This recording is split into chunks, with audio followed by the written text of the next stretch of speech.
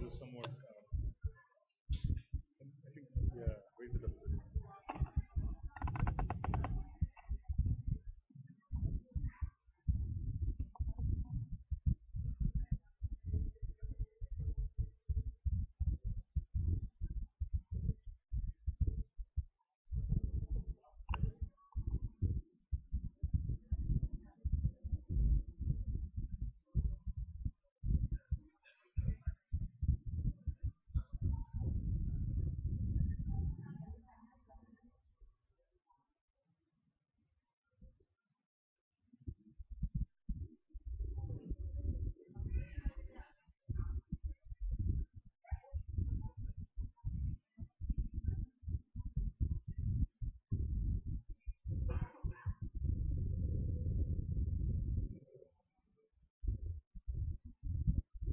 Is everyone back?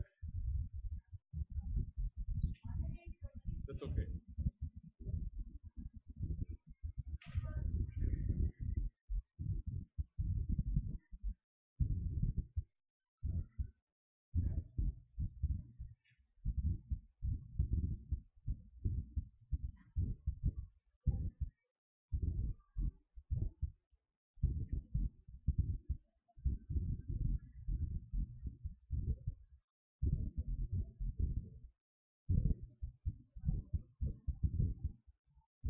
Okay, Hare Krishna. So we will begin the next session, which is the second half, and we are still in the early stages of understanding what needs to be done for us to be able to move forward. In the words of Srila Haridas Thakur, given by Srila Bhaktivinoda Thakur, we initially spoke of the fact that we have to first understand that our objective is to be able to keep Krishna right in the center. Right? Our objective is to be able to keep Krishna in the center while being able to exist and be able to carry out our duties on a day-to-day basis. And at the same time, we want to be able to keep Krishna in the center as the holy name. One of the primary aspects that we have to understand in being able to do that is, number one, Krishna is supreme. Krishnastu Bhagavan Swayam. He is the avatari. He is not avatar, he is the avatari. He is the origin of all avatars. Krishna, Balaram, it is Balaram who expands into everybody else. Krishna and Balaram are non-different. Balaram expands into everybody else, practically. So all this maintenance, creation, destruction, it happens through expansions of Balaram. So Balaram again comes as a guru because he feels he's responsible for the jivas, because we are parts and parcels of Balaram. Balaram comes as Lord Nityananda for him to give us, he comes as Lord Nityananda to give us mercy so that we could be an extension of his to serve the needs of Lord Chaitanya. He's using us. That is Balaram. So one has to understand that Krishna is supreme, that is primary. The second and the important aspect, the process of self-realization. The process of self-realization starts with understanding that everything practically, which is animated, has a name, nama, has a form, rupa, has attributes, which is guna, and then there is lila. Now, we will never be able to understand rupa, which is the form, or guna, which are the qualities, unless we are able to understand the name. Right? If someone were to tell us, okay, Prabhupada, Srila Prabhupada, if someone were to tell us about Srila Prabhupada, what do we hear first? Sound. Without that sound vibration, it is difficult for us to conceive how that person looks, rupa. And then we start getting into guna, the qualities, and then we start getting into lila, which is the activities. So the holy names is the first step in being able to understand Krishna, who is Krishnastu Bhagavan Swayam. Unless we understand Krishna as the holy names, we will not be able to understand guna, rupa, and lila. There's a great challenge which is presented philosophically by the impersonalists, Who are the impersonalists? We call them Mayavadis. Impersonalists essentially are saying that the Lord has no form. His form is temporary, just as ours is. Our form is temporary. This body is temporary. So it's a big relief if you feel you're too fat, if you feel you're too thin, if you feel you're too tall, if you feel you're not good looking, old, young. Big relief because we are not this body. Right? Our form is temporary. We have an eternal form. We have an eternal form in the spiritual sky, and that eternal form has attributes. There are Rupa, there's Guna, and there's Leela. Right? There are personalities in the spiritual world who are close associates or associates of Krishna who are eternally connected to us.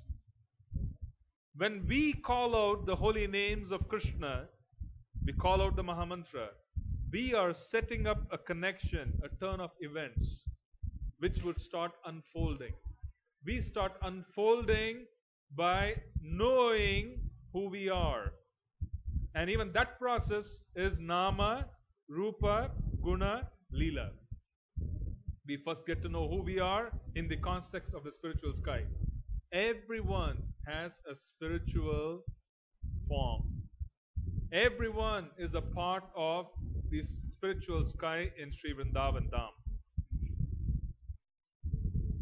As we call out the names of Krishna, that becomes the purificatory process which reveals our name. It reveals the name of Krishna's special associates who are going to be taking care of us. It's like knowing who your manager is. Like you know who you are, you know your position, and then you join the first day and someone says, okay, he is your manager, right? And then you start discussing the different activities that have to be performed after understanding what the role is. In a similar fashion, spiritual evolution or self-realization starts with understanding who we are. And that process also starts with a name. We all have spiritual names. We have a spiritual form. We have a spiritual address. Nandagram, 3rd Street, 4th Street, or, Bastana, 2nd Street. We do not know. We don't know where we are from. At least not yet. But that is the process of unfolding. That is the greatest thing that we want to look forward to, because the holy names, when we call out the Mahamantra, we are basically unfolding and getting to know who we are in the spiritual sky. And this is not a fictional experience. Neither should we imitate that we are already there when we haven't even begun. Be very careful, because trying to be who you are not, trying to enter into sacred grounds when we are not sufficiently sacred is problematic. We could get into a lot of trouble. Right? But the process needs to be known. We don't want to be held in secrets. This is the process. It's a process. It is scientific.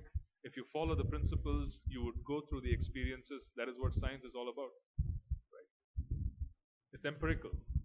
Someone can say that you do this and you're going to go and you'll be experiencing these, and it's been recorded. It's been recorded historically. It's been recorded by our acharyas out of their own realizations, and we experience it in different ways as we go through our process of being able to come in touch with the holy names. So the holy name reveals the name, the form of Krishna, the guna of Krishna, and it reveals the leela. But it also reveals who we are. The first thing it reveals is who we are. Self-realization starts at home. It reveals who we are, what is our form, what is our specific attribute and guna and so on and so forth, and what is the specific activity that we perform in the spiritual sky.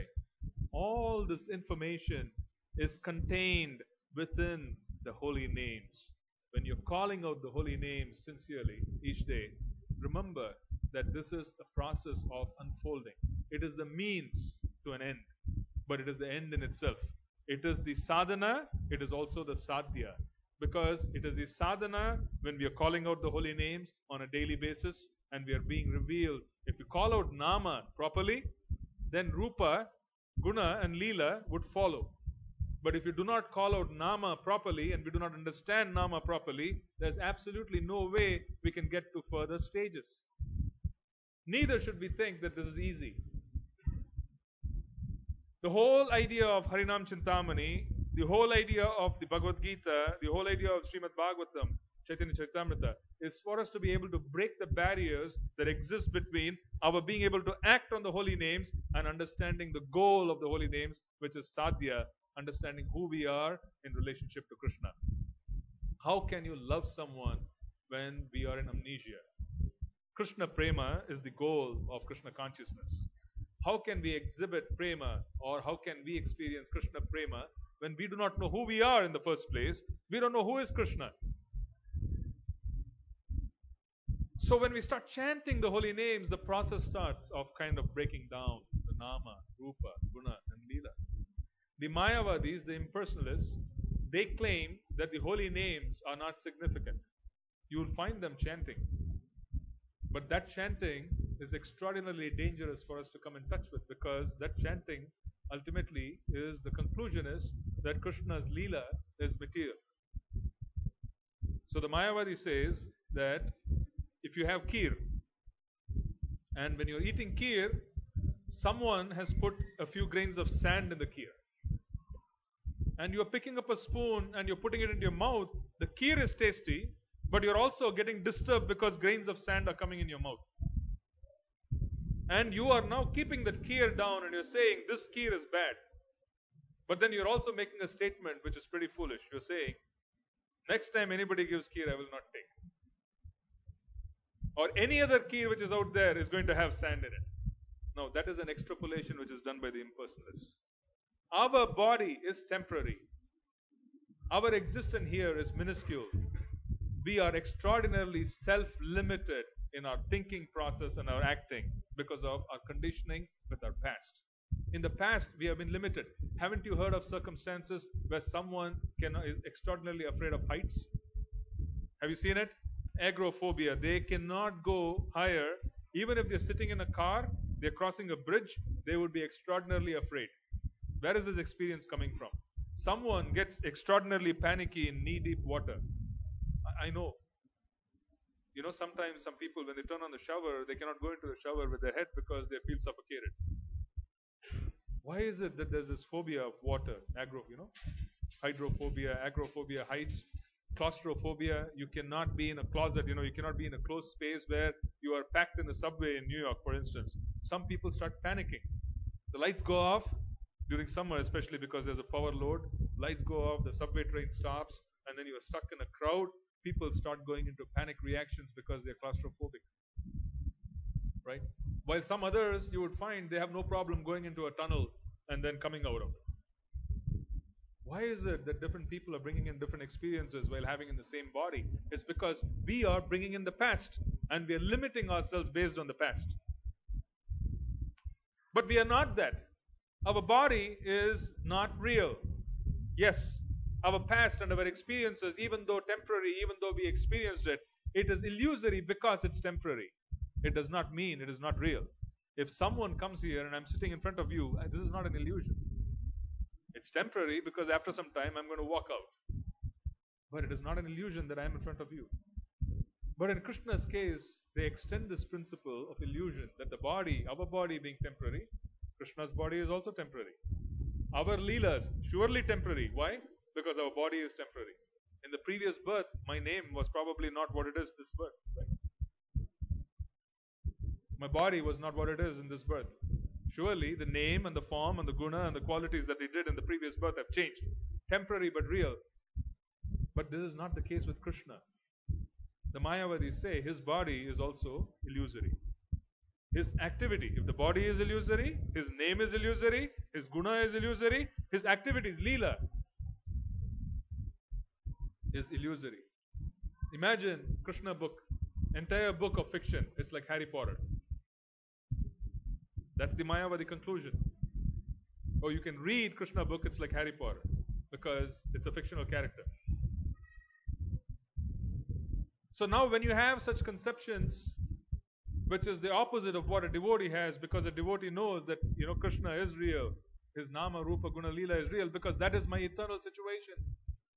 I belong to Vrindavan. I'm supposed to be in Vrindavan. And I'm unlearning negative behavior by being with people who are also learning how to limit their negative behavior. Because I don't belong to this planet. My body is temporary. I am an alien in this planet. You're talking about aliens. I am an alien in this planet because I don't belong here. I belong in Vrindavan. Right? Now imagine starting off with thinking that Vrindavan doesn't exist beyond UP. That is non-different from the spiritual Vrindavan. So the entire Mayavadi experience is extraordinarily self-limiting because they put everything in a certain category philosophically. Philosophy is very powerful. Don't ever underestimate it. Imagine somebody can write a book and that book can influence thought and that thought can be influencing their actions and it can mold the future of thousands of people. Not an ordinary thing. So now you have a certain section of society which has been captured by these temporary aspects and they're extending it to Krishna. So imagine coming and saying, oh, bhakti is what? Some of you probably, especially Matajis, if you've been feeding Krishna, when you're offering milk, are you taking care to ensure that the milk has simmered down? Yes or no? Yeah, but imagine if Krishna is imaginary, would you need to? You can hear from a Mayavadi, then why are you doing that? It is foolishness. You think Krishna cannot understand heat? But then how would we love? How would we develop this Krishna prema when we do not even believe that the Leela Katha and so many other aspects of Krishna are real? So this is how it's extraordinarily limiting, philosophically speaking. We have a spiritual form and we have to aspire for it. Do not step out of line. Understand that that is the goal. That is what is being given by Prabhupada. That is being given by Lord Chaitanya Mahaprabhu. He came here to distribute Krishna Prema. Krishna Prema cannot happen unless one has Krishna consciousness. Cannot happen. Krishna Prema is not going to happen without Krishna consciousness. We are here to progressively reach the level of Krishna consciousness that is required for us to be able to experience Prema fully. I can share a few details from other scriptures. In the level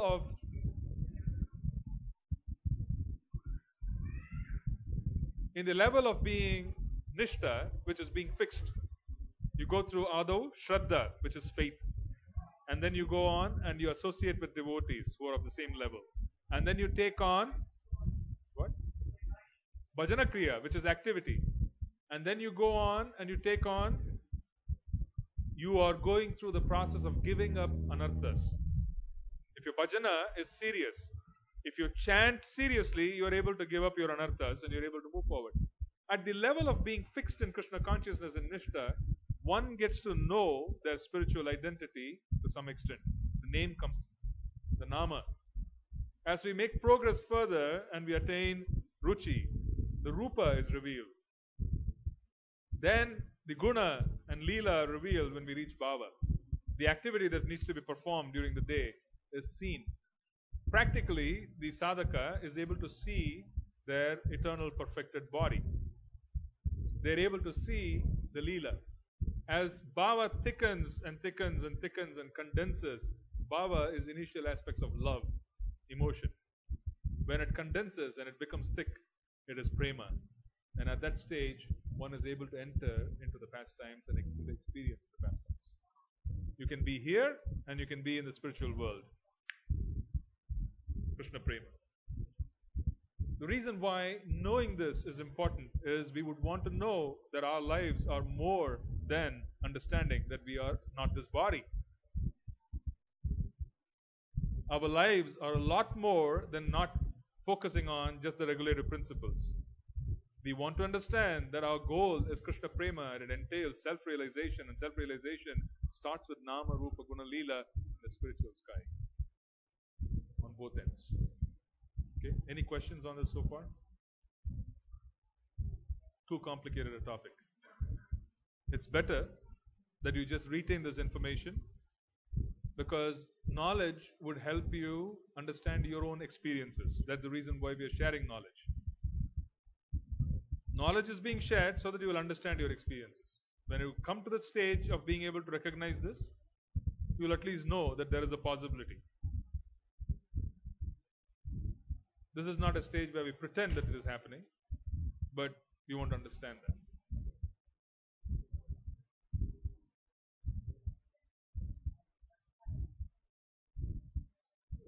What happens automatically?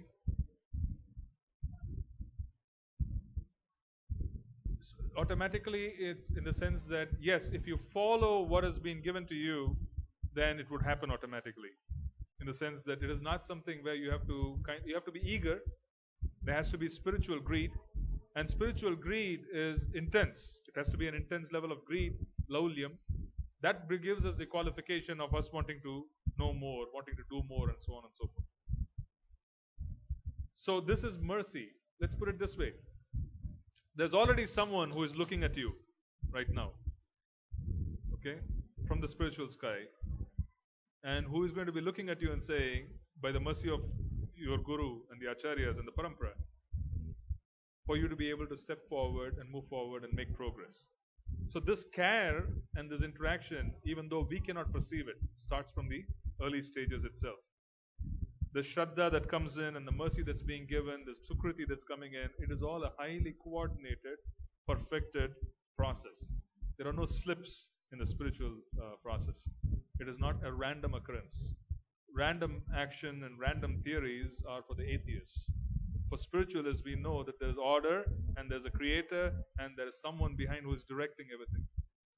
So even your spiritual experiences, just as much as the material experiences, are ordained and it is being directed. It's being managed. It's well managed. It's super well managed. And there are no mistakes. Mistakes are on our side because we interfere with this management aspect. So the idea is, how can we stop interfering and position ourselves properly so that whoever needs to do what they need to do can assist us. So does it happen automatically? It may perceived or it may appear to be happening automatically, but the reality is, over several lifetimes, we need to make progress and reach the point where we can step into that particular aspect. See, it's not ordinary that some devotees take off. Some others struggle year after year. Some take off and then they go on cruise along for many, many years and they don't really lift off. It's always this plane, this plateau. And it is very distressing because it is a plateau and I'm chanting every day, but then I'm not able to see what the future is. I'm not able to experience what I'm supposed to experience. This requires diagnosis. For many, many days, if you constantly feel tired, wouldn't you go to the doctor and check out if you have a problem with your body? Right? If you don't have what is normal, you don't have a normal appetite, you don't have this, you don't have that, you're supposed to do that. So is the case with spirituality. There's a certain process and we have taken it up. If you're not accelerating, you're deaccelerating. You cannot remain steady and cruise along for a long, long period. Why is that happening? Where is the limitation coming from? Because we have not taken care, because we have to understand one thing though, very important. Do everybody agree that whoever we are today and whatever we are experiencing is based on our desires? Yes or no? It's a fact. Our desires. Krishna is ready to act, but he is looking at our aggregated desires. We have healthy desires. Healthy desires are formed by coming in touch with Sangha, by coming in touch with Sadhu, by coming in touch with Guru, by coming in touch with Shastra. Healthy desires are formed. Unhealthy desires are formed by coming in touch with material energy. Unhealthy desires are formed by coming in touch with Sangha outside of Sadhu Sangha, where we develop desires. Right? Sometimes when we were young, we watched movies, we saw a man and woman act in a certain way. It immediately puts ideas saying, I should figure this out and I should try this. Why not, check this out? It puts ideas. So it's a similar situation where you have Sangha, it gives you ideas and you start acting on those ideas. If you have proper Sangha, then the spiritual ideas that you get would be able to move forward. Now Krishna is not looking at us and saying, I will fulfill this desire, I will fulfill that desire. He is looking at us holistically and He is looking at the aggregate of our desires. So understand how complex we are. We have desires that are helpful, we have desires that are unhelpful. And when the Devas and the Krishna are looking at us, they are going to be giving us both because it's an aggregate. And as a result of which, we are putting boundaries on ourselves. We are not able to move forward. But imagine someone who has completely removed all stops. And he is saying, I don't want anything else. I have sufficient greed, laulyam. I have conviction. I have faith in the words of my acharyas. But I want to pursue Krishna consciousness. I have nothing else which is a priority for me. I am going to constantly reprioritize. For him, the aggregate of desires is pointing towards Krishna consciousness. Now, such a person is able to accelerate. Okay? And Krishna makes this statement in the Bhagavad Gita, right? He makes a statement which is, I can read that here. I'm not very good at remembering verses, but this is a famous verse. Ananyas chintayanto mam ye janaha paripyashate tesham nityabhayuktanam yogakshemam vahamiham. What is the translation? He says, but those, pay attention to this. This is an extraordinary resource planning verse from the Bhagavad Gita. You want to plan for your resources? Secrets are here in this. Understand this. But those who always worship me with exclusive devotion, meditating on my transcendental form, to them I carry what they lack and I preserve what they have. Now, Krishna looks at us and he is saying, for you to become Krishna conscious, what is it that you need to go on to the next level? So if our desires are properly harnessed and we have a laser-like focus, then He is able to give us exactly what we need for us to move on to the next level. There's constant help. And then remember this, your goal has to be honed in and centered on wanting Krishna badly. Wanting Krishna badly. Right? My Guru Maharaj, he was an exemplar, he was unusual, his books are unusual. He used to say it's important to fall in love to understand Krishna consciousness. Very controversial statement coming from a sannyasi. He used to sit on the Vyasasana, he used to be in saffron with his danda, and say it's important to fall in love to understand Krishna consciousness. It doesn't mean that anybody here, don't go on. That's not the recommendation. The idea is you have to fall in love because by falling in love, one understands that you pine for the beloved. You have had sleepless nights. You wake up and you don't want to eat. You don't want to go to bed. You don't want to work. You're listlessly thinking, I want to meet this person. Right? This is the material, mundane experience. You see this in movies. But this is what needs to happen between us and Krishna. I don't want to eat. I don't want to go. I want to be mad. Madly in love to such an extent that I can think of nothing but Him. This is laulyam. So, falling in love in the material world shows us that we are capable of such behavior. Do you all agree? Yeah, we are capable of that madness. We are surely capable of completely becoming mad and centered on an objective around a certain situation. We are capable. It shows us what is possible. We are capable. The senses are possible that they are completely oriented towards that. Now the trick is to replace the object with Krishna. Instead of objects of the senses, you're replacing it with Krishna. That is the beauty. So he used to make that statement, which is a very powerful experience because we operate by samskaras.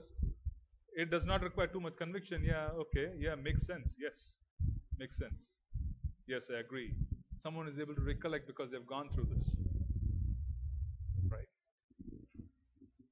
So this is what is required. When this laulyam comes forth, where I want Krishna so badly, then Krishna, there's no stops. Because now your aggregated desires are focused on Krishna consciousness. It is not focused on wanting Krishna partially, but wanting this, wanting that, wanting this. I want to experience your separated energies. Krishna, I want to experience your beauty, but not in your form. The beauty in the material world. I want to experience that. Separated energy. I want to experience wealth. It is a separated energy, not Krishna, but a separated energy. I want to experience yogic power. We want to experience prowess. I want to experience knowledge. I want to experience renunciation. Renunciation is a block too. Renunciation is a block too. because it's a separated energy. Oh, I want to be renounced, I want to be renounced, I want to be renounced. Yes, renounce, but then you push it to such an extent that you're just completely cut off emotionally. Right? So one has to be able to move away from these separated energies and say that I want Krishna, not your separated energies, and I have laulyam, I have the greed, and I've had the experience because my senses have the capacity to hone in and completely become transfixed on this. This laulyam is required, this pinpointedness. See, it is pretty amazing that those days people could just be 16. Sukadev Goswami, at the age of, what was his age? Was he 16? At the age of 16, he said bye-bye to his dad, to his mother. He said, I'm heading out. I've realized what I need to do. I already know what my goal is. I don't want to get into any of this. And he was so transfixed and he was so powerful and he was so pure that most of you have heard of this particular narration, that he was walking by and a group of women were having the bath. They did not even feel the need to cover themselves because his purity, and he was completely without clothes. Young 16-year-old boy without clothes, the women did not even feel that they had to cover themselves because his purity was such that they did not even feel that they were intimidated in any manner. Few minutes later, Sri Vyasadeva passed by, they covered themselves because he is a grahastha. They covered themselves. So this shows you that someone is so pure at the age of 16, he just walks out and he says that this is the goal and I want to attain it. And I don't care for this world. So his madness, which is the right madness, begun at such a young age because he's so fixed on the goal. Right? We need to get there. The Maha Mantra is going to help us get there. And let me tell you this, do not be intimidated. Do not be intimidated. This is a fear which most of us have. I've seen this. The fear that we have is opening ourselves up to Krishna is somewhat limiting in terms of our own happiness. This is a fear which most people have. Prabhu, if I take up Krishna consciousness wonderfully, right, I knew one devotee long back, not to be critical.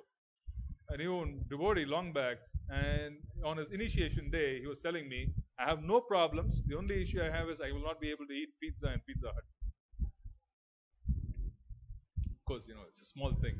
It's a very small thing, eating pizza and Pizza Hut. But then that was a statement. Then some people say, I don't want to get initiated because I eat chocolate. I can't give up chocolate. Right? So the point is that you don't want to be in a position where you start saying that you are limited in any manner and you're able to move forward based on that. Okay? You want to be able to pull out all stops. If Krishna is coming, then it is fine. I need to do all of this. And the Guru plays an extraordinarily important role in this, both the Siksha and the Diksha Guru, because they provide a medium through which we are able to recognize and be able to build this consciousness. So constantly, what are we working for? We have this great fear that our happiness would be gone. And what is our happiness? What is our happiness? Our happiness is being able to engage in sense gratification. Our happiness is being able to, eat something somewhere. Our standard of happiness is very low. Srila Prabhupada used to make a very beautiful statement and such a powerful statement. He used to say that our standard of happiness is the same as the cow's standard of happiness. Guy, right? Cow. It is sitting down, it is eating, it is mating, it is sleeping, it is defending, it is sitting there. What are we doing so special that we think that our happiness is better than theirs? It is not. He says your standard of happiness is a cow's standard of happiness. If you are working towards that throughout your life, that is your limitation, you have a problem. So we want to be able to step back and say that we are not afraid to lose that so-called happiness. In reality, we don't lose anything. How many of us would even realize that Krishna consciousness is so much fun? There's so much activity. The prasadam is more elaborate than any of us have ever eaten. We eat unhealthily elaborate prasadam. Understand that. Devotees have cholesterol problems because who eats sweets like us? Oh, I have to give Krishna. Yes. Make every day, give Krishna honor. We eat better than most people do. We associate with fairly good people. But remember, it's a hospital. You have patients. We are also a patient. You have other patients with other complications. But the fact is, they also want to get cured and they're going to assist us. And then we have amazing katha. We are dancing, we are singing, things which we don't ever do, especially if you're from the south. Our spiritual experience has been so limiting because we don't dance, we don't sing, we go and come back. We dance, we sing. And then what is the future? The future is more dancing and more singing. The future has already been arranged that you're going to go from this body into either another material body in another house where there's a lot of dancing and singing, or if we graduate, we're going back to the spiritual sky where there's dancing and singing. So what is the limitation which is preventing us from thinking that this is our goal and there's nothing else which is more important? That laulium and that madness which comes in has to be there. Krishna is expecting to see that. He does not want us to be divided. He is like a lover, right? In the real sense, you don't want to be distracted. Krishna was being fed by Mother Yashoda. She put him down because she had to take the pot of milk. What was the lesson? Krishna said, you have no business putting me down. I am drinking milk. So what if the milk overflows? Your focus should be me. Right? So he is expecting that from us. Is that wrong? He is expecting some attention. Is that wrong? No, because he is. What's Mataji, you're just walking and you're asking questions. That's fine. Okay, what was your question again?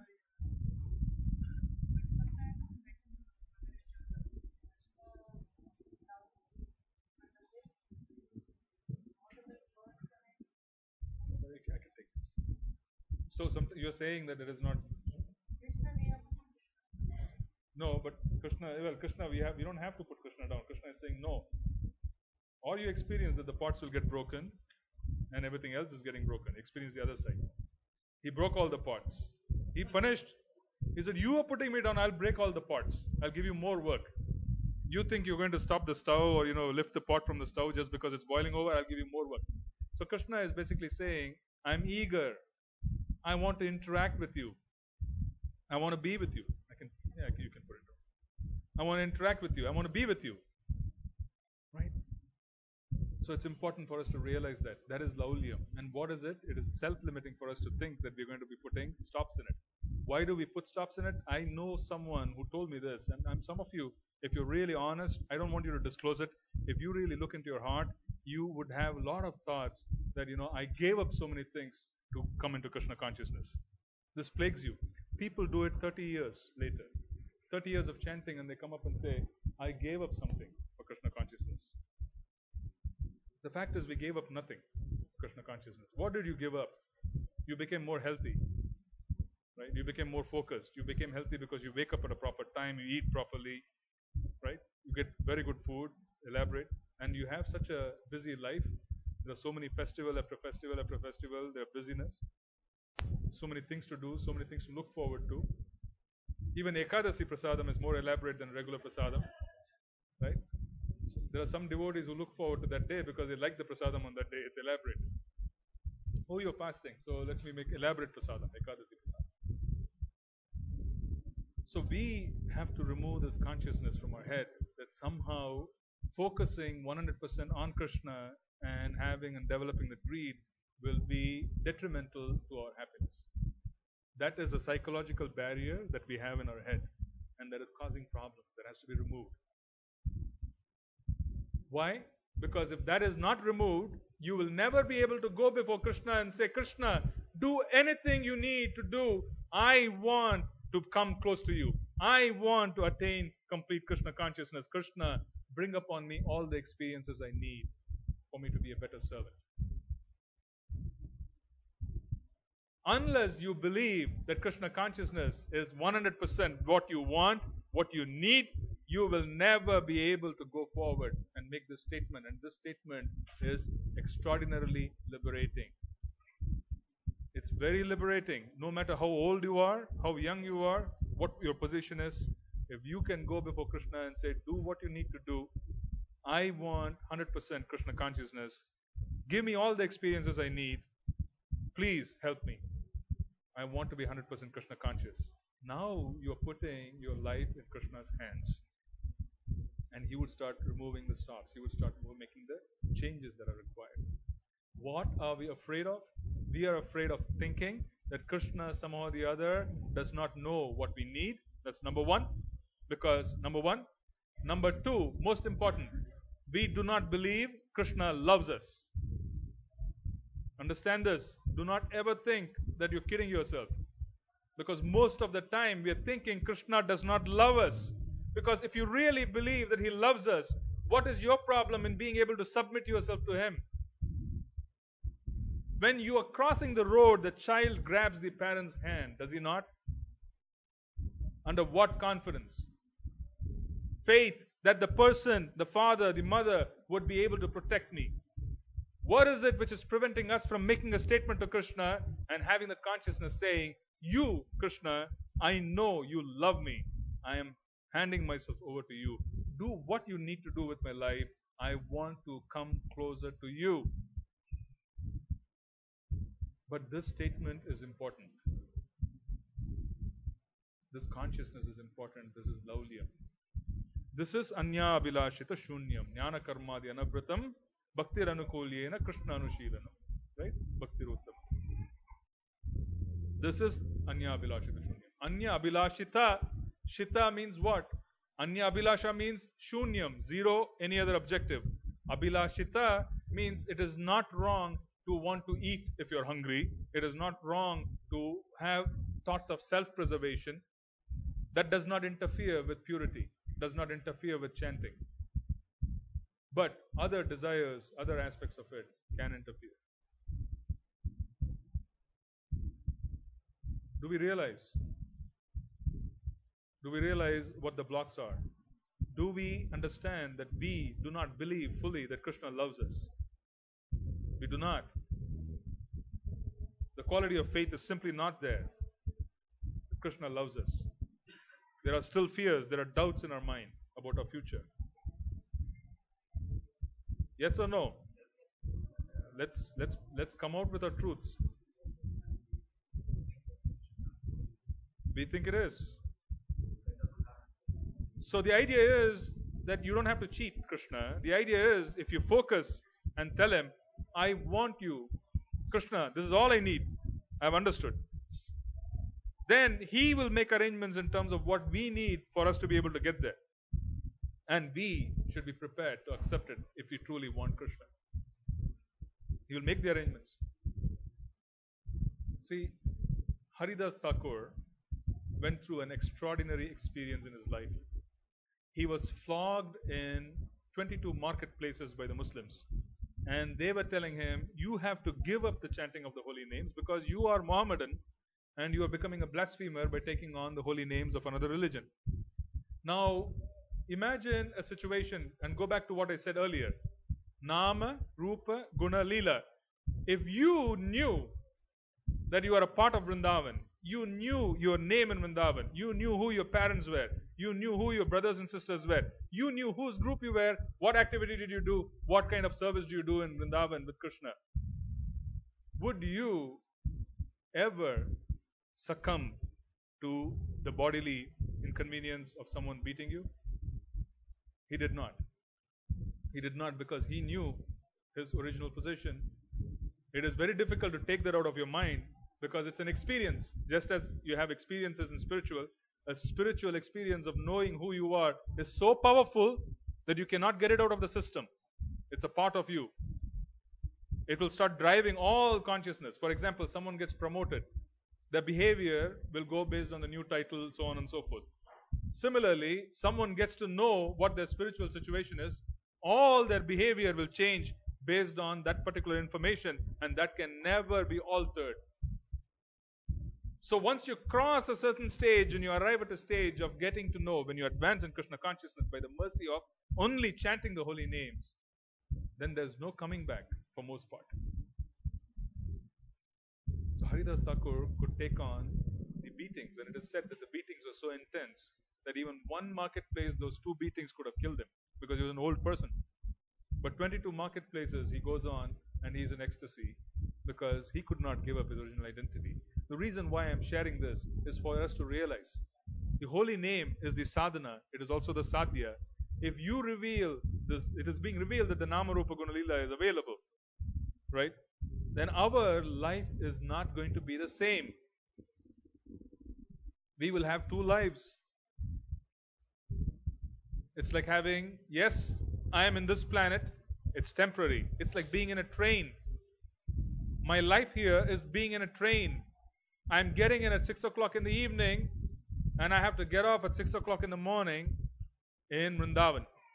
I have family, I have friends, I have brothers, I have sisters. I have all kinds of wonderful associates waiting for me on the other end when I wake up as I get down from the train. Would I be bothered about this journey which is starting at 6 o'clock and ending at 6 o'clock in the morning? Will I be bothered if the toilet is broken in the compartment? Will I be bothered if I have obnoxious neighbors? Will I be bothered if the berth is not comfortable? So that information of understanding who we are is extraordinary. It can have a transformative effect on the psyche and the actions of the person. And that is the mercy of the holy names. If we take up the chanting of the holy names with great seriousness, the holy names purifies our consciousness. It basically takes away our propensity of wanting to seek happiness in material nature. Simply put, the holy name takes away the propensity of wanting our propensity to seek happiness in the material nature. That is how the first mercy starts. So if you notice, all the desires that we had before we came to Krishna consciousness, gradually they have gone. Our faces change, not my face, my face has changed dramatically, but our faces change, right? Our faces change over a certain period of time. If you go back to your family members after 2 years of being in Krishna consciousness, they will tell you that you look good. Because spiritually, when the spiritual energy comes forth, we become good looking. Our faces change, right? I can show you 2 pictures of my spiritual master in a short while. When he started getting into his meditation and his bhajan towards the end of his yatra on this planet, you could just see his eyes color changed. The effulgence in his face was so prominent, even though he was 4th stage cancer.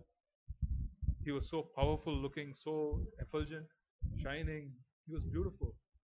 He was beautiful even though he was just leaving his body. And the body is supposed to have been deteriorated. But he was beautiful to look at. Because the spiritual identity internally was coming forth. His body was a complete mess. His body was a mess.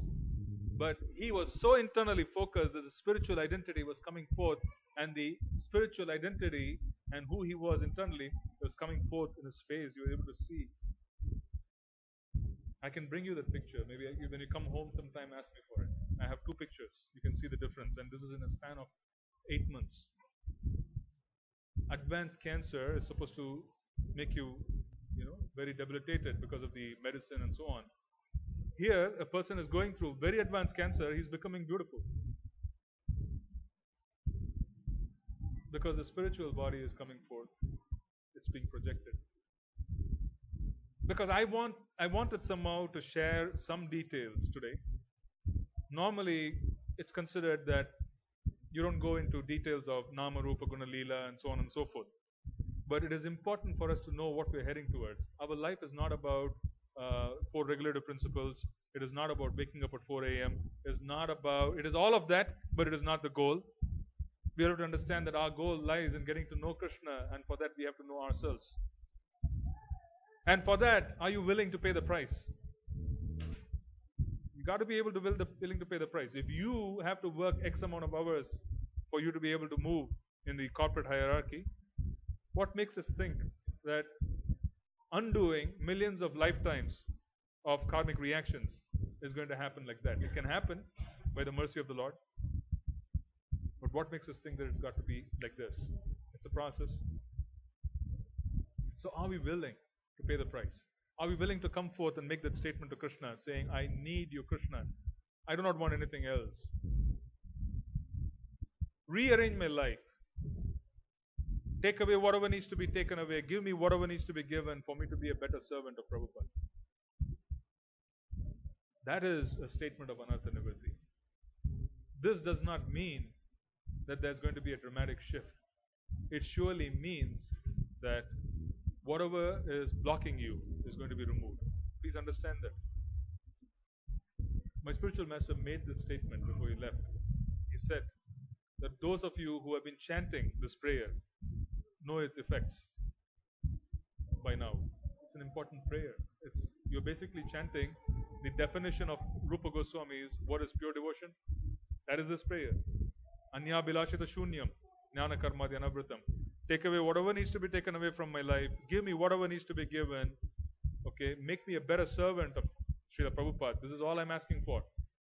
It is initially a point of vulnerability for us to be able to go and make this statement to Krishna because we don't trust him. But as time progresses by and we have been making this prayer and we see the effect of this prayer in our sadhana, we will be emboldened. He is a strategist too. He is the best psychiatrist you can ever have because he is in the heart. So he knows, they are afraid to make this statement because they are afraid to lose the petty things that they own in this material universe. I'm a beggar, right? I'm a beggar who sleeps under the tree. I have a stick to chase away the dogs and I have a pan or a pot. If someone comes near the tree, I'll beat them up. I'm so attached to the tree. I don't want to give that up. I don't want to move away and have darshan because I might lose my spot. Right? So now that is our situation. We are impoverished. We have peanuts in our bank, literally in some cases. It's a fact. I know what I have. Right? So it's a fact. You have literally nothing, and then you think that, somehow or the other, I don't want to make the statement that Krishna, take away whatever needs to be taken away. I have nothing, take away. Okay, take away Krishna. And give me whatever I need. That is fine too. Okay, so you can make that statement too. And, go forward and make this statement to Krishna. We have to kind of step back and become a little more introspective and understand that this is the goal of life. If you have been given something and you believe in it and you're already doing it, what is preventing us from pushing it to the limit? That's the problem. Because we are limiting ourselves, we are afraid, we don't have faith in Krishna. So what Krishna does, when you start making this prayer and when you start coming forward saying, do whatever you need to do, Krishna, for me to move forward, he will give us gifts, spiritual gifts. Because now we are sincerely coming forward, even though we are not 100% sure, we may not be 100% coming forth. There's vulnerability in our heart because it's very difficult to surrender. Coming forth and saying that do whatever you want is not an easy statement. So he knows it's a vulnerable statement to come and make that statement. So he looks at us and he says, okay, you're vulnerable, you have problems, let me work with you. So he will start giving us experiences. Slowly, steadily our faith strengthens, and then we reach a point where we start making this prayer in great earnest, because now it has reached a point where our faith is strengthened, our anarthas have been removed because we have told him remove those anarthas, and we are able to move forward, we are able to cruise forward. It's important for us to be able to ask for the right things, even though it may not be with intensity in the beginning. Ask for the right things, because that action will force a certain consciousness. If in the morning we wake up and go before Krishna and make this statement, bring upon me all the experiences I need for me to be a better servant. Take away whatever needs to be taken away. Give me whatever needs to be given. In the morning, if you make that statement, let us suppose in the afternoon you have a certain circumstance that comes in life. You would very clearly be able to relate it that this is Krishna's mercy. Even though it may not be Krishna's mercy, if you relate it that it is Krishna's mercy, it will become Krishna's mercy because you are now introducing Krishna into a material circumstance. Our difficulty is being able to maintain Krishna consciousness throughout the day. Do you understand?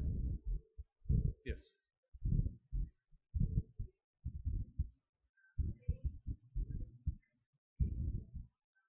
The holy names, when you chant sincerely, is exactly what you're asking for. You are saying, turn around my life so that I can become a better servant. The holy names is a prayer for service. Srimati Radharani and her servants, Lord Nityananda and his cowherd boys, they look at us and they say that someone is praying by calling out the holy names. So they want to serve Krishna. What is it which needs to happen in their life so that they can serve Krishna better? So this prayer which I'm talking about is a prayer But the holy names is exactly what we are doing is we are calling out the holy names. That is what is happening. Krishna is looking at us. Oh, you want to serve. You cannot serve like this. You have to change like that. Someone had an experience. I think it was Vikas Prabhu and Mataji, right? Initially, you had this, garlic, onion garlic passion, Vikas specifically, right? So why don't you give us that example? Tell us what happened.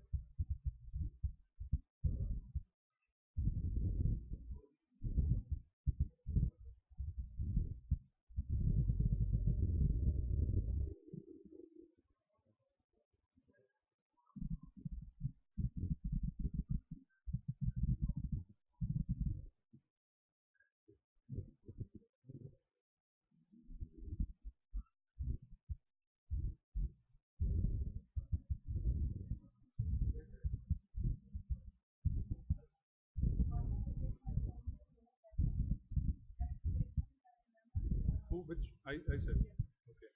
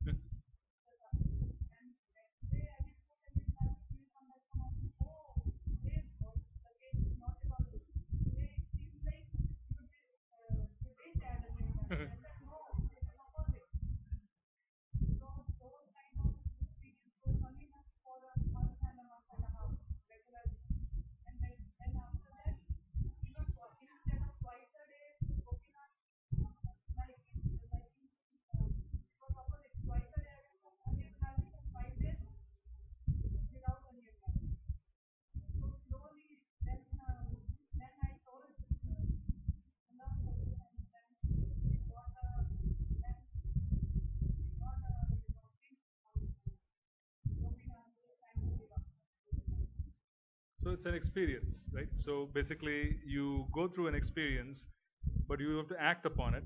And once you start serving, Krishna gives you experiences to reinforce the faith, and he takes you to the next level. So that is exactly how it works. It's very simple. It's a very simple process. It's very simple. Be complicated. Right? Someone asked Prabhupada saying, "How long will it take for us to become Krishna conscious?" Prabhupada said, "Now." And the person said, "Now, Prabhupada?" "Yes, now. But you do not believe what I say. You do not believe that Krishna exists. You do not believe he is in the spiritual sky. You do not believe he loves you. That is preventing you from acting on the instructions properly." Right? We are like impersonalists in one sense because we don't fully understand and absorb ourselves in the Shastric injunction. We don't believe the Shastra. Since we don't believe the Shastra, our experiences are very limited. Yes.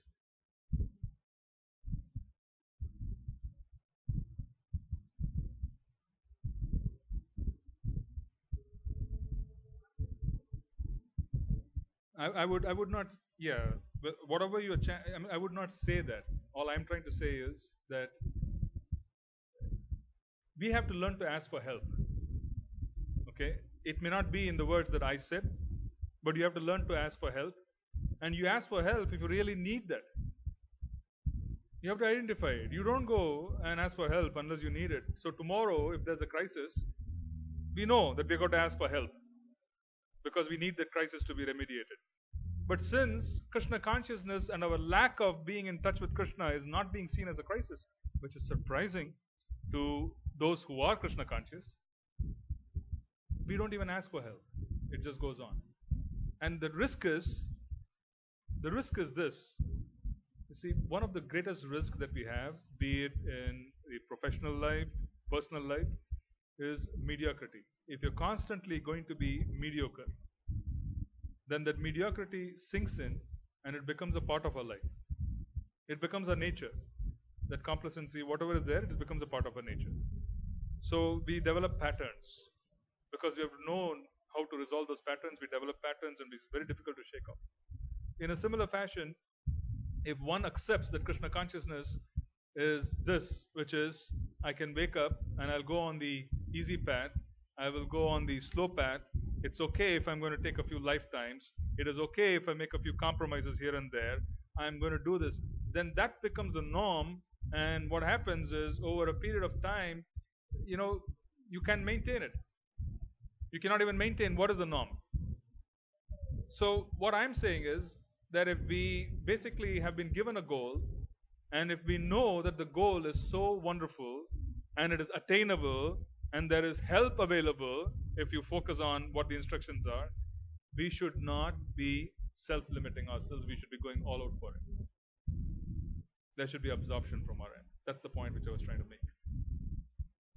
And anything that stays between that and what we are today, we'll have to be able to reassess. If somehow we are convinced, Prabhus and Matajis, that whatever you did in the previous year is going to continue, you are going to continue doing that in every aspect of your life, and somehow new results are going to come, that is foolishness. It is not common sense that you're going to do what you're going to do last year, and it's going to have something new and wonderful going to happen. That is not common sense. It's foolishness, because you cannot expect that old habits are going to yield new results. Old habits are going to yield old results. You have to change. That's number one. Right? So one has to realize that. Old habits have to change. You'll have to set new habits, new goals, and then go for it and understand that why should we have any stops in life on this? Let's go 100%. This was the attitude of a lot of devotees who joined early on in Prabhupada's movement. A lot of them. If you recall, we don't do it so much because, and I'm not saying it's even necessary. We don't do it so much from the Indian background. But the non-Indian background, the devotees, they leave their homes, they leave their property, they sell everything. They completely do everything and then come into Krishna consciousnness, which is pretty amazing. But they have so much conviction, I have to do this. The early days, it was there. In the case of my spiritual master, he was employed by the UN. It was the state of New Jersey, I think. He was employed. 23-year-old, just graduated from Princeton, new house, new car, you know what it is. And he had a girlfriend, a fiancée, who he was going to marry. And then he comes in touch with the Mahamantra, Prabhupada chanting the Mahamantra. And he simply did not know why that chanting was just gripping him. It just took hold of him as if it had a power on him, practically, the first time he heard it. And that particular day, after he heard Srila Prabhupada's voice, he locked himself in the room. His fiancée was outside. He stepped out after 2 hours and he told her that I know what I'm going to do in life. Right? So he gave her a hug. So she went her own way because she was spiritual. She knew not to interfere. She went her own way. It was a fiancé. They were engaged to be married. She walked on. And then he goes, sells his house, donates his car, brings the money, donates it to the temple, and then temple life, brahmachari. What is brahmachari? Brahmachari essentially means that I remember those days I was associated with brahmachari ashram. And what they used to do was, whoever was joining the temple full time, practically you throw away all your clothes, which is the karmi clothes, whatever. You depend on those 2 sets of dhotis, 2 kurtas which they give you initially, and then you practically have no money. You're completely dependent on the temple for sustenance or your authorities. So going from a situation of complete independence and knowing that the future is amazing because he was a Princeton graduate, and it was very unusual because he was getting offers from the UN, all kinds of things. He was high ranking. Throwing all that away, it takes decision. And why did he take the decision? He recalled that. He shared that. He said, I took the decision because I found a goal that was worth living. It was much better than what I thought I was supposed to do with my education, with my position, and so on and so forth. This clear thinking is mercy. This comes from the past life. This is Sukriti. It is unusual. Can you step out and take the decision? Saying, I have found my goal. What I have already is useless. Cut this, move forward. And he never stopped. And he never stopped in his achievements for Krishna. He never stopped in his achievements for Krishna. Right through, can you imagine? Very few devotees even passed away from the world like he did. He was the show for almost a year. I was transporting Kavichandra Maharaj from Newark to Gitanagari when my Guru Maharaj was, maybe a week or two before he passed on. And Kavichandra Maharaj was remarking to me, he was saying, he is the show. Everybody is watching that show in the world today. Because practically the world, the Hare Krishna world, that is, the devotee world, everybody was transfixed on what was happening to him on those months. Every day in different websites there used to be updates. He used to write letters. He used to dictate letters. Then Radhanath Maharaj came and he started being with him for the last 7 weeks. So that became a focus as well because he used to come and he used to talk in his classes about his experiences with Maharaj. Radhanath Maharaj used to sleep in the vehicle which was just outside the house. He is very austere, so he used to sleep in the car, in the van, the traveling van. He used to doze off for a couple of hours. He used to come back again. But the point is that he left dramatically. He was very flamboyant. You should have seen the wardrobe that he had. It's pretty amazing, right, Mataji? Have you seen those pictures? Flamboyant, very flamboyant in terms of his dressing habits and so on. And he was a perfect utilitarian, which is exactly what I was trying to get at. Even though he was a sannyasi, he was a perfect utilitarian saying, if this is what I got to do, this is what I will do. Because he was advising the presidents and the prime ministers of the world. He was the spiritual mentor. So for him, he used to dress in a certain way to be in those audiences. People used to throw banquets. The government used to throw a banquet for him. He used to participate in those banquets. They used to take care. He used to be very open. So he was an extraordinary personality, and he left in such an extraordinary manner, all through serving Prabhupada. So his prayer always was, engage me in your service, engage me in your service. Till the last minute, he was serving. And if you look at Prabhupada, that is exactly how he went. Till the last minute, if you notice those tapes of Prabhupada leaving, you would see him dictating. Dictating when he had stopped eating and drinking for almost 1 month. No energy practically, but still dictating. Devotees used to bring the microphone, keep it. He used to say, my time is over. Your time has begun. But remember, everybody has to die. Prabhupada's instructions, in the right end. So if you actually notice this, what is it telling you? It tells you that there can be 100% focus if you set the goals right and you can move towards it. And this has nothing to do with who we are. It need not be that one has to be a sannyasi. It need not be that one has to, be working, not working. One has to be at home. One has to be male, female. These are limitations. Go for it, because once you start going for the real deal, which is the real deal, there's nothing in this world. This is the fundamental statement of Harinam Chintamani. The fundamental statement of Harinam Chintamani is, there are only 2 truths in this world. One is the holy name and another is the jiva. Other than us and the holy name, there's nothing worthwhile in this world. This understanding has to be pursued. I'm going to stop here. Okay, the last time I took you on a grind, it was a whole day. I know some of you complained. Okay, I have mystic power. So I understood some of you complained that it was a long day. So this time it's going to be 3 of us. I'm going to stop right here. It's 7 o'clock. Right. So any questions? We can end here with prasadam. I think it's a good note. Maybe the kids can come and do a little kirtan and then we can end. We can figure out when we're going to meet again. But what I want to do is want to be able to go from this stage to the stage of us being able to understand, at least identify what the weaknesses are, bring it home with us, and start nailing it, saying, I'm going to work on this. Because if you do not know and if you do not have a diagnosis process, it's very difficult for us to move on.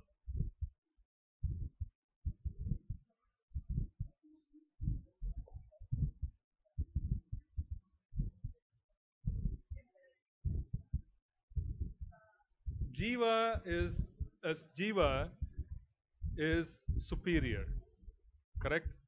There are three different energies. There's marginal, there is superior, there is inferior, right? So marginal. So we have the ability to move forward to the superior. We are tatastha. So now the truth is that the holy names is transcendental and the jiva is transcendental by nature. Both are the truths. There's nothing else of value in between. So if the jiva knows that he or she is a part and parcel of Krishna, then the jiva should have no blocks between him or her and Krishna.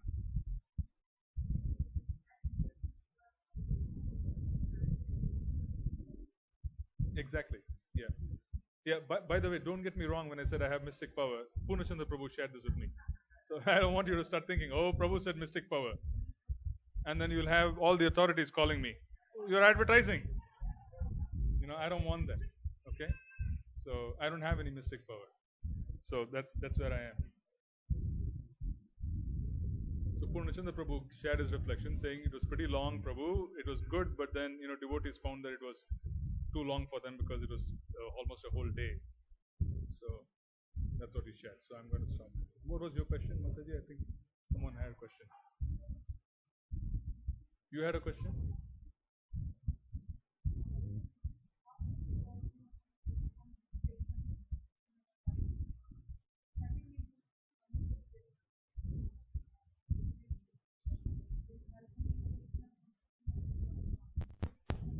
Yeah, if you're focused on the goal, Krishna would provide intelligence. Go back to your garlic onion example. Simple. That's a revealing example. You remember this, you write it down. You focus on wanting to serve Krishna, he will provide intelligence.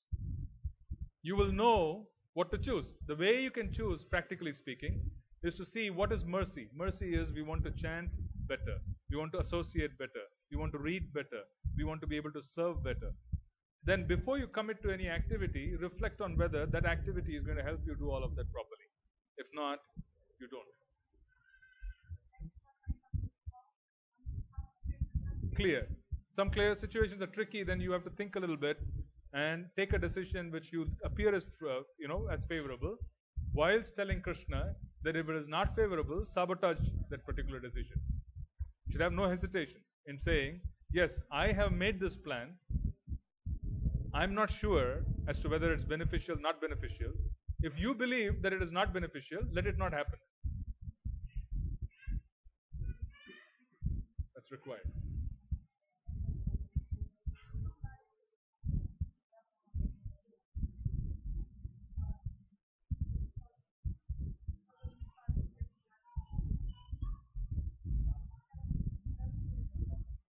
Someone is what? Religious? Oh, irreligious. He's a rebel.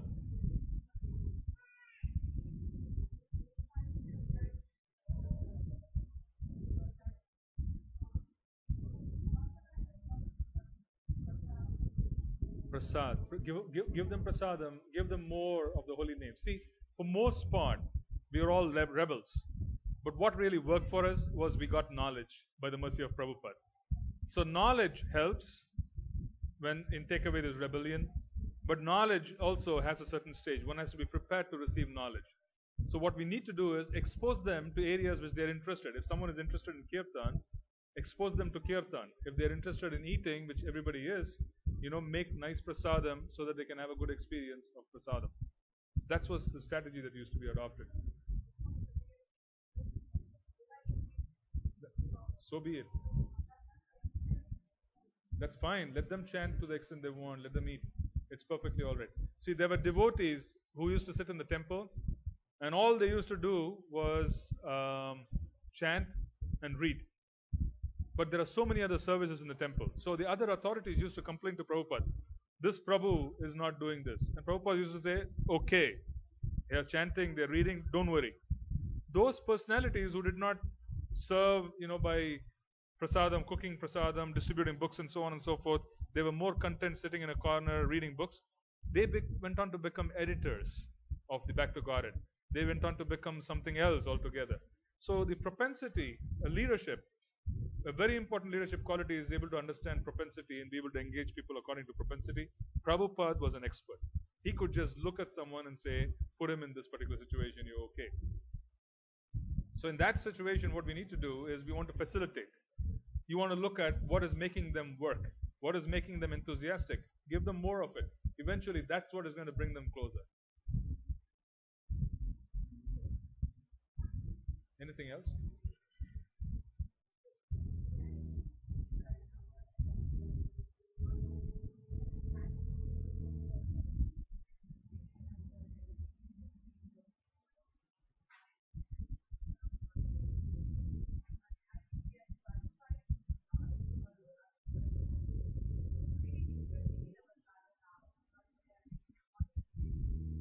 Nothing wrong. Nothing wrong.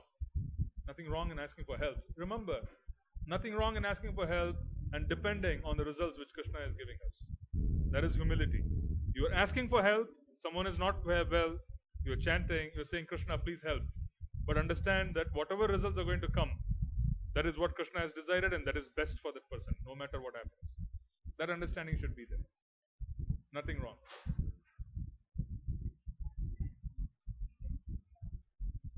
Well, it is, but see, surviving, that is what I said. Anya Bilashita means Anya Bilasha is having other objectives. Anya Bilashita is, let us say, for example, someone, I or me or whoever, I or you, I'm sorry, whoever is walking alone in the street, and then a gang of thieves, they come to attack us, right? When they come to attack us, we want to survive so that we can serve. Nothing wrong in praying to the Lord for help. We can, it will become Krishna's plan. If you have the ability to accept it, it is perfectly alright. Jada Bharata, the dacoits took him to sacrifice him because he was a fine specimen. They took him to sacrifice him to Mother Kali. She saw that this is a special personality and she is material energy.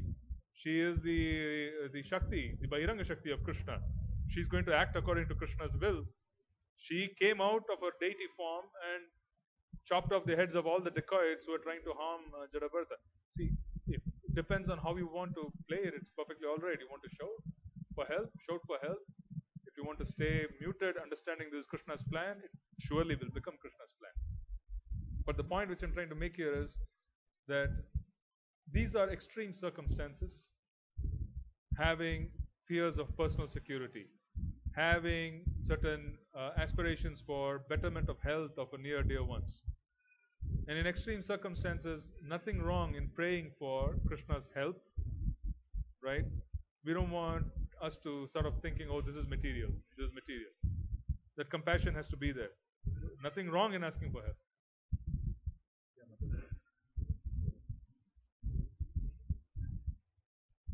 We will not be, because we will be praying yes and no. We will be praying, but we would also tell Krishna that if you so will, Krishna, please help them.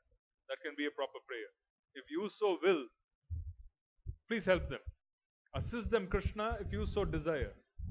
If that is indeed the best arrangement that has to be made for them, please assist this soul. That should be a proper prayer.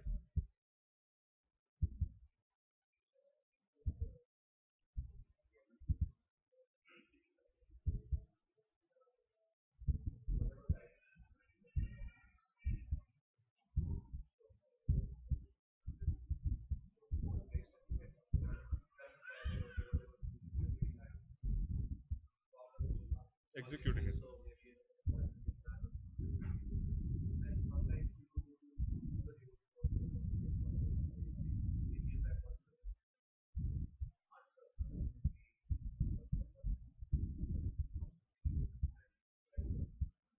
Yeah, well, it's advisable that you have nothing wrong in being connected with multiple devotees.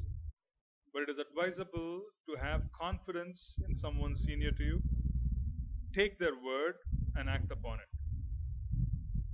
The reason why we approach one devotee and second devotee, third devotee is because we don't have confidence. It's better to develop faith and do that.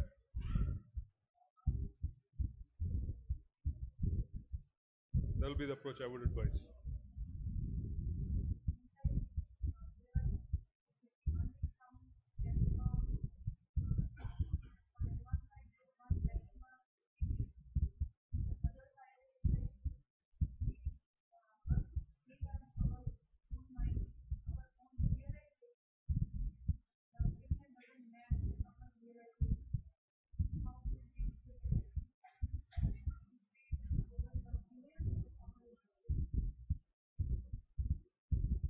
That's a tough question because I don't know the circumstances. Because you're giving me saying some Vaishnava is giving an opinion.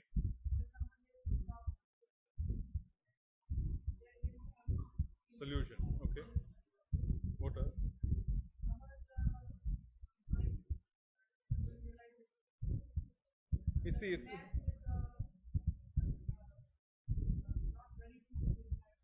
It depends, and I'll tell you how it works. If you approach a senior Vaishnava and you're seeking advice, then advice is something where you can either act upon it or not act upon it. But if you're approaching a senior Vaishnava and you're seeking guidance, which essentially means that you're telling him that give me direction and take responsibility for that advice. Okay, you better act upon it because that person takes on responsibility. He's praying to Krishna, there's a connection. So one has to be very careful in being able to distinguish what is guidance and what is advice. Anybody can give advice, and you can take that advice and you can consider your own intelligence, blend it, take a decision. But if you go to a senior Vaishnava and your mood is that Prabhu, I want to act upon whatever you say, okay, that is guidance. You're asking for guidance. Then you have to act upon it. Then that will allow that devotee to the best of his capacity to offer prayers. Krishna will act too. So it's like going to the spiritual master, right? The spiritual master is not like, a helpline. You call up and then you get information from him, and then you will take your own decision based on convenience. Oh yeah, this instruction from you, Guru Maharaj, is painful, so I will not act upon it. This instruction is okay because I'm going to benefit, I can perceive it. I'll act upon it. No. If Guru is giving instruction, you act upon it because it's guidance, you just go on. There should be no ambiguity in that. You got to be very careful. Got to be very careful in terms of being able to judge that and being able to approach devotees.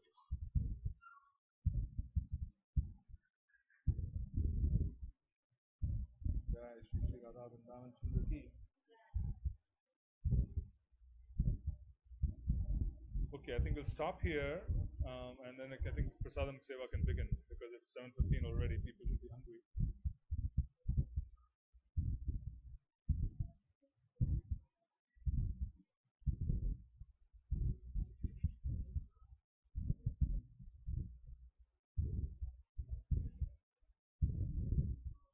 Hare Krishna.